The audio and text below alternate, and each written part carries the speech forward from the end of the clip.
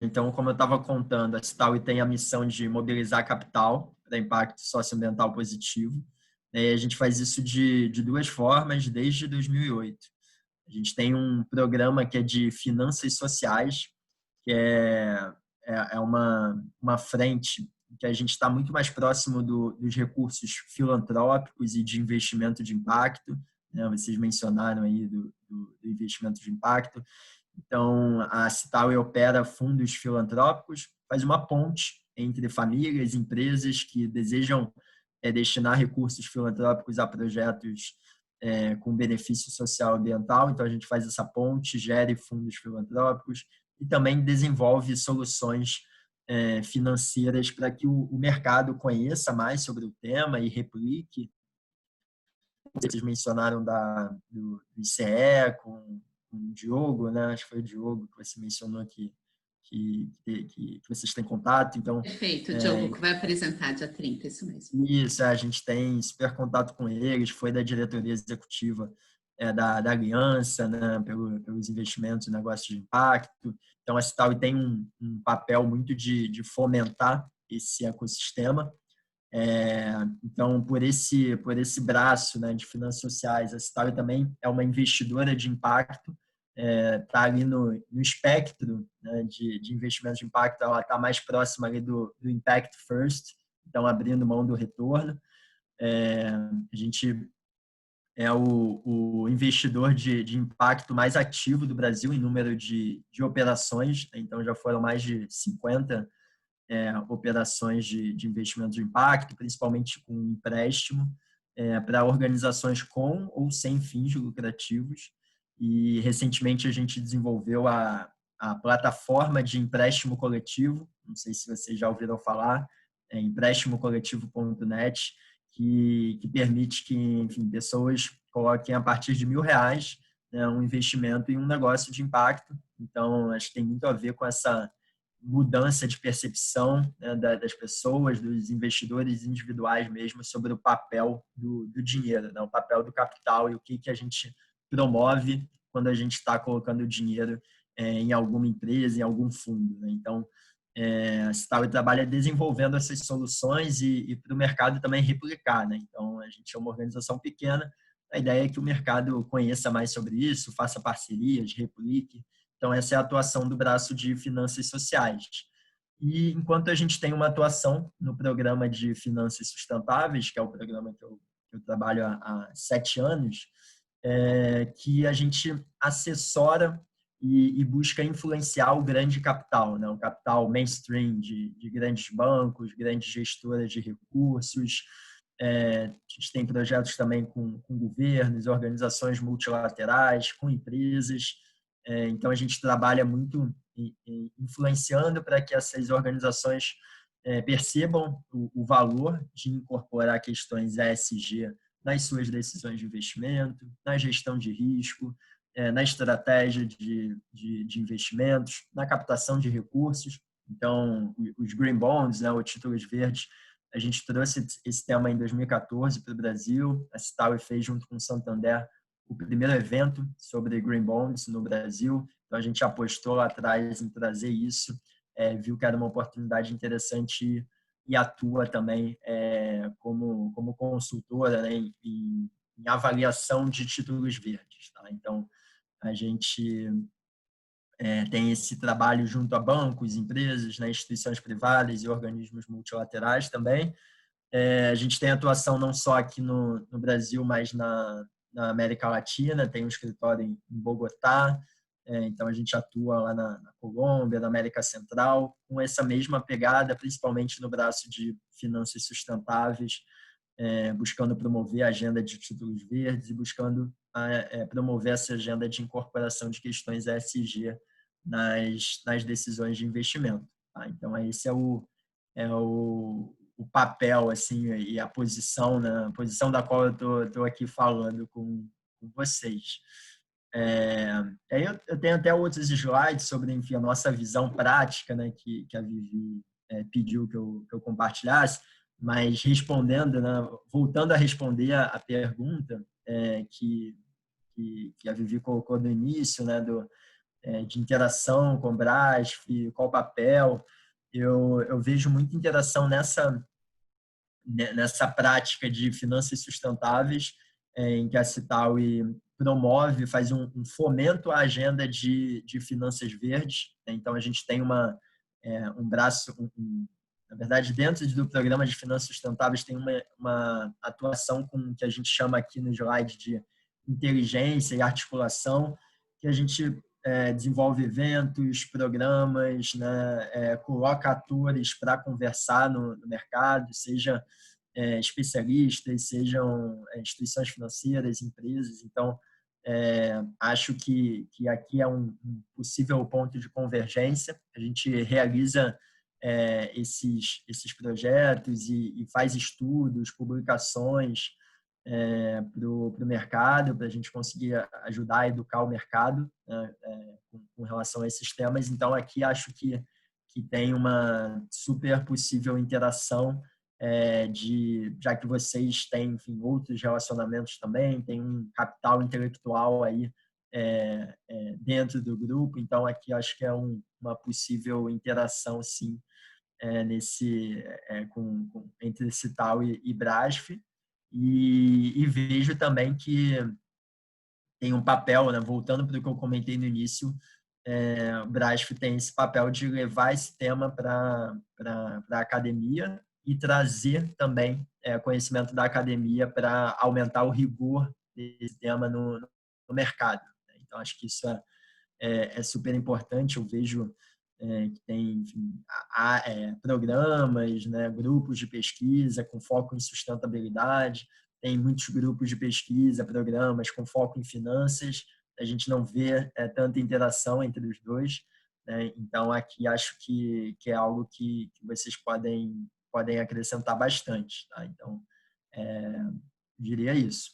E aí, queria também abrir aqui para a gente já ir conversando. Não sei se vocês têm alguma pergunta. Antes de eu até tenho uns slides que mostram um pouco da nossa visão prática, de algumas práticas que eu selecionei de mercado, mas para eu não ficar falando aqui direto e talvez ficar chato, queria ouvir de vocês se tem algum comentário, alguma dúvida sobre a atuação da Citaui, sobre a minha Grace, tem sim, viu, Guilherme? Eu só vou deixar até a galera bem à vontade, né? Já que você deu essa deixa, pessoal, fiquem à vontade. Uma sugestão é fazer tipo a Grace, jogar a pergunta no chat, que deu o Guilherme ver o momento oportuno de responder. Que tal, Guilherme? Fica bom? Tá bom. Eu não vi o chat, mas vou abrir aqui. Ah, tá. Ó, Grace, quer falar? Ela está trabalhando. Eu vou ler, então. Eu tô vendo. Tô vendo aqui. Enquanto você apresenta o que fazem, lembrei do relato da Fernanda, da Right Capital. Conheço, Fernanda tem bastante atuação também nessa agenda, que falou da dificuldade de empresas como vocês no mercado, como você avalia a atuação de pares aqui no Brasil, e sobre a Right, você acredita numa possível sinergia? Sim, a Right Capital aqui acho que sinergia com, não sei se a pergunta é sinergia com Cital, e sinergia com Cital seria mais daí serem clientes, né? A gente conhece a Fernanda lá, mas também tem sinergia com, enfim, eventos, né? A gente frequentemente encontra eles em painéis de debate, seja o pessoal de finanças sociais, do programa de finanças sociais, seja aqui com a agenda mais ESG, que é onde está o programa de finanças sustentáveis, que também vem cada vez mais olhando para investimentos de impacto, né? Então, acho que faz sentido mencionar, você trouxe o caso aí de uma gestora, né? A gente vê cada vez mais family office, gestoras de wealth management, olhando para o impacto também, né?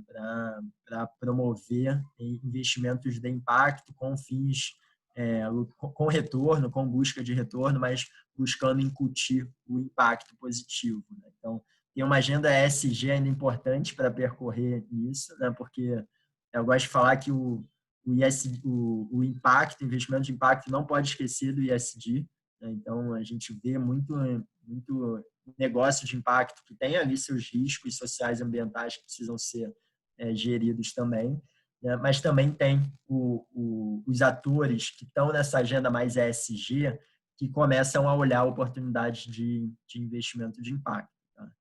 Aí você perguntou sobre a atuação de pares aqui no Brasil.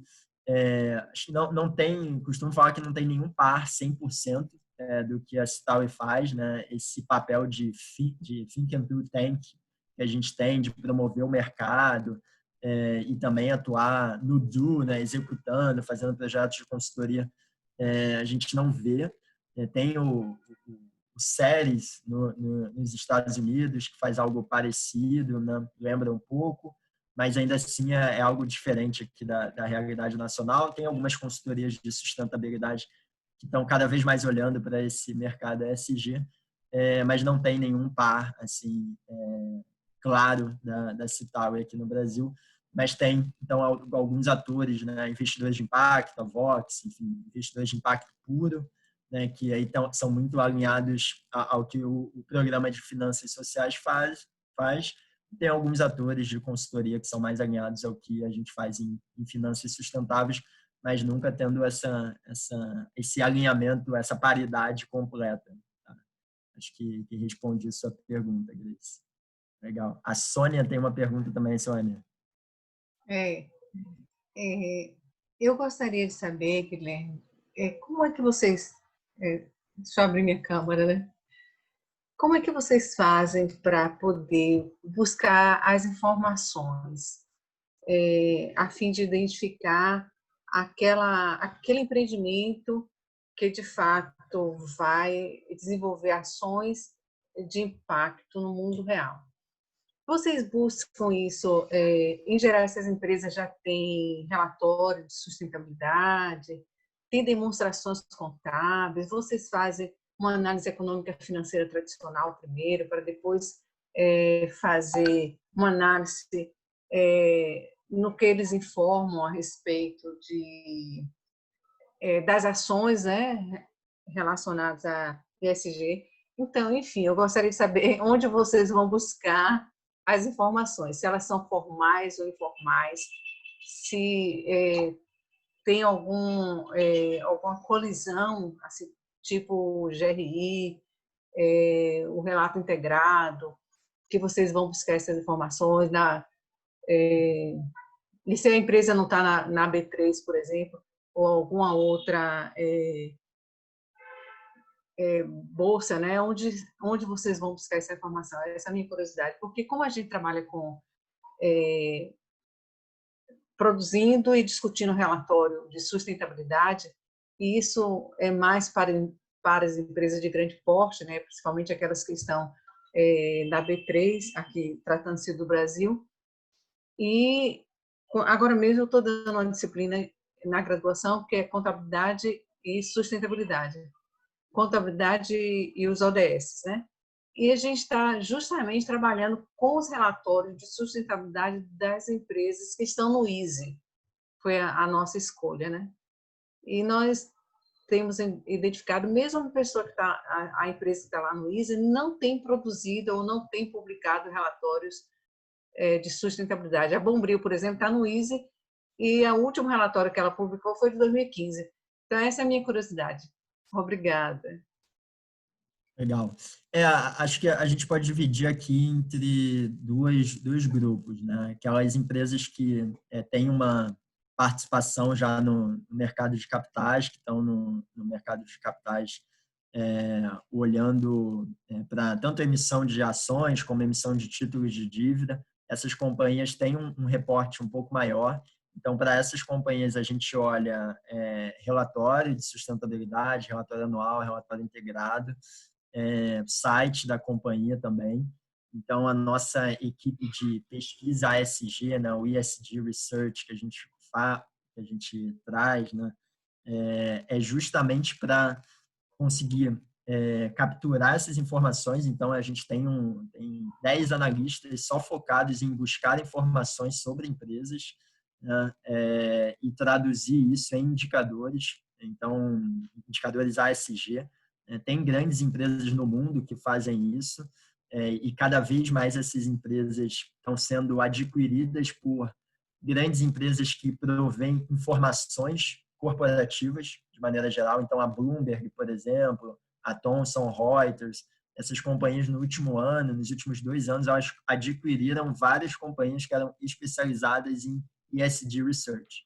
A Citaui faz isso, aí a gente faz um foco América Latina e Brasil, né? A gente não tem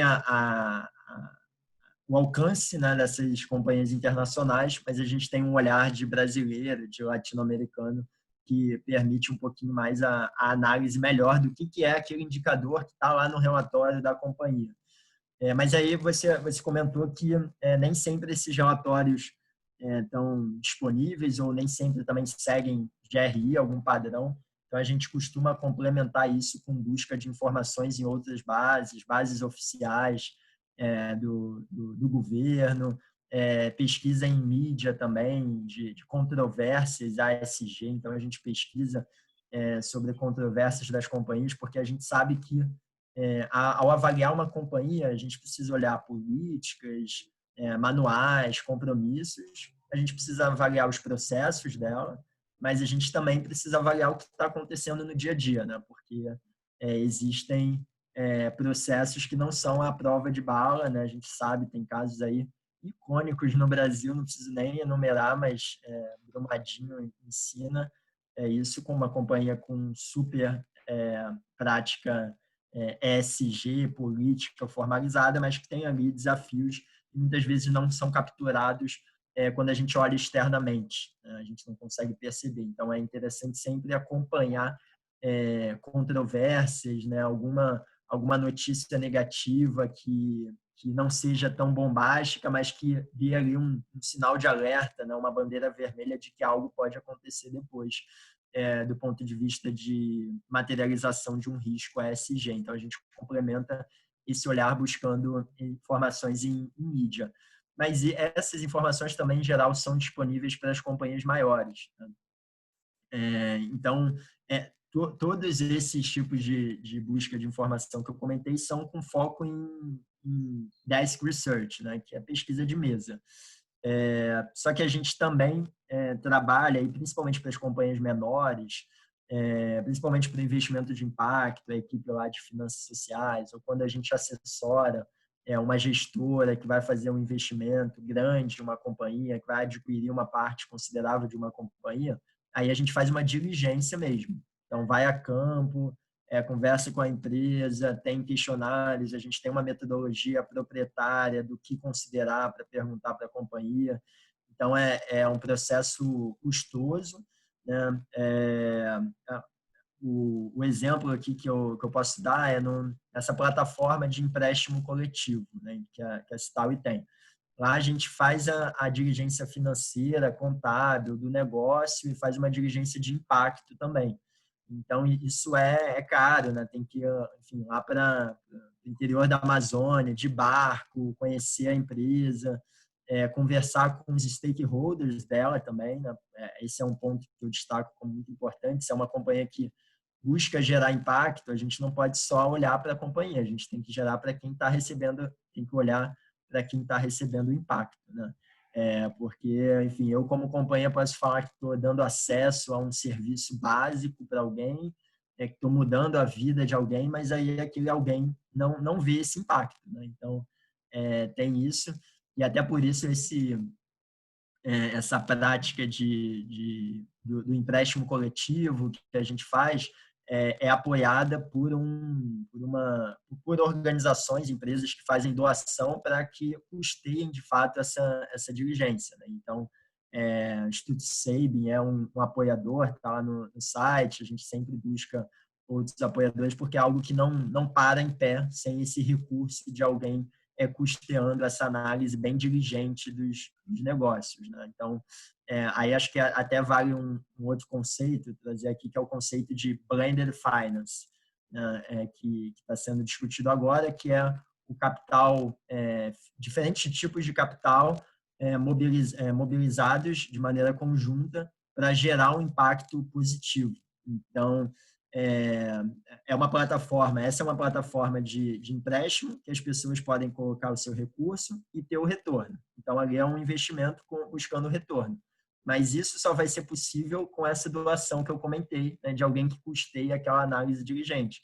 Então, aí tem um recurso não reembolsável, um capital filantrópico. Então, se não houvesse o capital filantrópico, o capital com retorno não poderia ser inserido para gerar retorno. Então, acho que vale a pena comentar desse conceito também, que está bem emergente. E aí, acho que para completar minha resposta para a sua pergunta, a gente olha para outras referências, né? Além do GRI, do relato integrado. Para o ISD, acho que essas são as principais referências. Tem o SASB também, né, que trabalha muito no conceito de materialidade de temas ESG. E para impacto, a gente olha muito para o IRIS, né, que é o IRIS, o IRIS Plus, que é um conjunto aí de indicadores, métricas para impacto, né? Aí é menos ESG e mais impacto. Então, essa seria uma das principais referências. Mas essas referências de impacto ainda estão menos maduras no mercado do que as referências ESG, que ainda não são também super maduras, né? Mas até compartilhando aqui para fechar, não sei se vocês viram, mas acho que cerca de 2 semanas atrás o GRI, acho que o CDP e o SASB se pronunciaram de que tinham interesse em padronizar, em construir uma padronização de indicadores, né? Já que eles são diferentes frameworks, parecidos, mas diferentes, né? Para indicadores ESG, né? Acho que foi o relato integrado, o GRI, o SASB, o CDP, teve um anúncio de que eles buscam essa harmonização, porque senão vira uma sopa de letrinhas aí da sustentabilidade, que, enfim, ninguém sabe o que é, e que não tem uma harmonização, né? Então, acho que esse é um ponto que vale ser explorado também. O quão harmônicos são essas referências que as empresas usam para reportar performance ESG.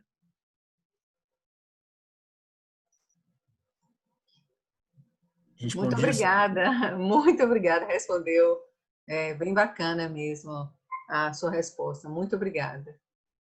É um desafio grande, né? Juntar todos esses indicadores para diminuir os riscos, né, de você fazer um investimento. Esse é o desafio. Você obter essas informações justamente para diminuir os riscos, né, que envolve o investimento em um negócio. Isso aí. Assim, seguindo aqui um pouquinho, né, tem alguns materiais que acho que vale a pena a gente explorar. Bom, aqui trazendo só uma percepção, né, de que a gente tem alguns números, e aí destaco um possível papel da academia aqui fazer estimativas sobre o que tem, né, de investimentos, considerando questões ESG. No Brasil, a gente carece disso. O Citaui fez uma estimativa em 2018, mas a gente carece de números como que a gente tem fora do Brasil, no mundo. Tem diferentes graus de integração ESG, mas acho que é importante trazer isso, principalmente quando a gente está vendo essa avalanche aí de tema ESG em todos os lugares, né? Vale a pena refletir o quanto do capital sob gestão está incorporando já essas questões ESG. Aí, trazendo um exemplo, né, eu comentei que a gente faz estudos, busca educar o mercado também. Então, em 2018, a gente fez um estudo, RI Brasil, Responsible Investment Brasil. A gente buscou identificar a incorporação de questões ESG nas gestoras de recursos. Então, enquanto o setor bancário avançou muito com a resolução lá do CMN, né, o CMN, CMN ou CMN, lá em 2014, a 4327, no setor de gestão de recursos, esse avanço não foi tão evidente, né, porque não teve uma resolução tão forte ou tão aplicável, tão extensa como essa do CMN.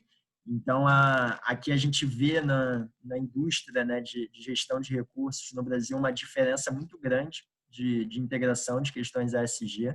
Então, a gente vê que as gestoras de grandes bancos têm isso desenvolvido há mais de 5, algumas há 10 anos. A Citaui trabalha com algumas dessas grandes gestoras há bastante tempo, então a gente pode falar que elas integram isso há bastante tempo porque a gente conhece. Recentemente, a gente viu gestoras independentes incorporando isso. Então, Vocês trouxeram o caso da Wright, a gente tem outras, né? A Wright conhece bastante do tema, a gente tem outras mais recentes trabalhando com isso. Proprietários de ativos, né? A gente vê isso também como um segmento que tem uma incorporação limitada de questões ESG. Então, fundos de pensão, até outro dia, não olhavam muito para isso, olhavam mais para a governança, né? Teve uma questão de governança bem forte com fundos de pensão aqui no Brasil, questões relacionadas à corrupção. Então, esse grupo de investidores ficou muito nessa questão e também por um perfil do mercado, né, brasileiro, questões macroeconômicas, os fundos de pensão investiam muito mais em títulos, né, do Tesouro. Então, não fazia sentido diversificar a estratégia de investimentos, porque devido aos juros do Brasil, o retorno era bom para um investimento de baixo risco, né, comprar títulos soberanos. Porém, agora isso mudou, né? Essa realidade de juros no Brasil mudou e a diversificação da estratégia de investimento leva esses fundos de pensão e outros investidores a buscarem novas opções no mercado privado. E aí faz cada vez mais sentido olhar para questões ESG quando avalia-se a ação de uma companhia, investimento em títulos de renda fixa, né? Então, de companhias. Então, aqui, cada vez mais, isso vai ter espaço para crescimento. O Ângelo tem uma pergunta. Diz aí, Ângelo. Oi, eu estava terminando de redigir aqui, mas já que você acabou abrindo espaço, eu estava querendo perguntar o seguinte, em relação a como é que você enxerga a entrada dos grandes players do mercado, seja de grande mídia e seja de instituições financeiras, em relação ao risco de greenwashing, né? De você ter como o Fábio Aperovitch definiu num artigo recentemente, de o ESG Nutella versus o ESG raiz, né? De você ter e você usando um fenômeno comum, falando uma expressão pode parecer até estranha, mas a versão brasileira disso, né? A gente adaptar de uma forma errada. Como é que você enxerga, ainda mais militando nisso, militando não é um bom termo, mas assim, trabalhando nisso há bastante tempo, como é que você enxerga essa entrada? Porque assim, comparando rapidamente um pouquinho aqui com a Suécia, um pouco do que eu estou começando a me inserir no ambiente, parece que tem algumas diferenças em relação à maturidade no mercado relevante, né? Então, queria entender um pouco como é que você enxerga isso. Legal. Acho que assim, essa é uma dor do crescimento do tema, né? Acho que tem esse risco de greenwashing, ou até tem o rainbow washing, quem já ouviu falar, que faz referência aos SDGs, né? Que tem, enfim, todas aquelas cores, então tem a referência ao rainbow washing, que aí junta o green como social washing. Então, tem esse risco. A gente vê, né, cada vez mais uso incorreto da palavra, né, dos termos ESG ou a gente vê uma corrida também, é curioso, de companhias que têm uma área de sustentabilidade pensando se deveriam ter uma área ESG, enquanto, na verdade, ela já tinha ali a área de sustentabilidade, né? Uma gerente de sustentabilidade veio comentar isso comigo de uma grande empresa, ela comentou: putz, o meu diretor veio perguntar se a gente não deveria ter uma área ESG. Ela falou: pô, a área ESG sou eu, há 5 anos aqui, pelo menos, já trabalhando no tema, né? Então, tem esse risco de repacking também, né? De tentar reempacotar algumas práticas e ter um posicionamento ESG. Mas eu gosto de perceber isso como uma dor do crescimento, né? Se a gente não está tendo um tema muito discutido, esse tema vai ter menor risco de ser mal utilizado. Agora, se tem um crescimento rápido, esse risco de mau uso da palavra ou comunicação com fins de greenwashing vai ser também maior. Agora, uma outra percepção é de que o mercado, com cada vez mais esse risco, cada vez mais atores conhecendo sobre o tema também, o próprio mercado vai ganhando maturidade, né? Então, a gente vê isso em alguns mercados mais desenvolvidos, do mercado ter práticas já consolidadas para poder diferenciar o nível de integração ESG. Então, hoje, no Brasil, por exemplo, não existe ainda e vários países do mundo não têm uma certificação de fundos ESG. Se a gente olha para Luxemburgo, para a França, a gente já tem essas certificações de fundos ESG, né? É um caminho. E também um outro caminho de evitar esse greenwashing, né, ou essa comunicação exagerada, é a reputação que fica em jogo, né, das companhias. Então, quando o mercado, todos os entes do mercado estão conhecendo muito mais sobre o tema, ainda que você tenha um movimento de algumas pessoas usarem mal aquele tema, aquela referência, a gente vai ter mais gente de olho nisso, mais gente com propriedade para avaliar o quanto, de fato, aquela companhia ou aquele investidor está falando aquilo que ele faz. Né? Então, você comentou de mídia, enfim, realmente, eu lembro quando eu entrei na Citaúia, 7 anos atrás, a gente compartilhava uma notícia que saía no Valor ou no Globo, né, sobre sustentabilidade e finanças.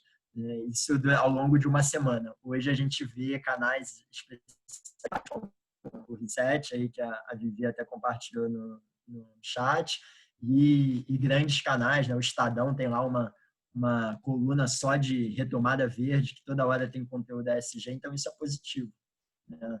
E aí o que eu destaco é a importância de avaliar de ter em conta que o ESG ele é uma questão de ética e é uma questão de ótica. Né? Você pode integrar ESG por um compromisso ético, e compromissos éticos podem variar de acordo com culturas, pessoas, instituições, e óticas também podem variar de acordo com estratégias de investimento ou estratégias de companhias. Né? Então, a gente pode ter aqueles investidores ou aquelas companhias que vão ter a melhor prática, a gente pode ter aqueles que estão no nível mais aspiracional, estão fazendo alguma prática que é mais simples, né, de, por exemplo, um negative screening, né, um filtro negativo para alguns setores. Então, a gente vai ter diferentes éticas e óticas nessa integração ESG. Esse estudo que está aqui, com um gráfico aqui compartilhado, buscou perceber um pouco isso. Então, a gente mapeou gestoras que integram questões ESG, mas a gente fez uma diferenciação. A gente viu gestoras que têm desde uma política super aspiracional, só colocam nos seus compromissos de maneira genérica questões ESG, e a gente fez umas gradações até aquelas gestoras que têm processos, políticas já incorporados. E é curioso que a gente tinha muitas gestoras que fazem isso há 5, 10 anos e que só hoje, por a gente ter novos entrantes nesse mercado, querendo se comunicar, se posicionar como ESG, que esses atores que já trabalhavam há muito tempo no tema, mas trabalhavam a miúda, né, discretamente, estão se tornando mais vocais e estão comunicando mais o que eles fazem sobre a ESG. Tá? Então, isso é legal também para o mercado.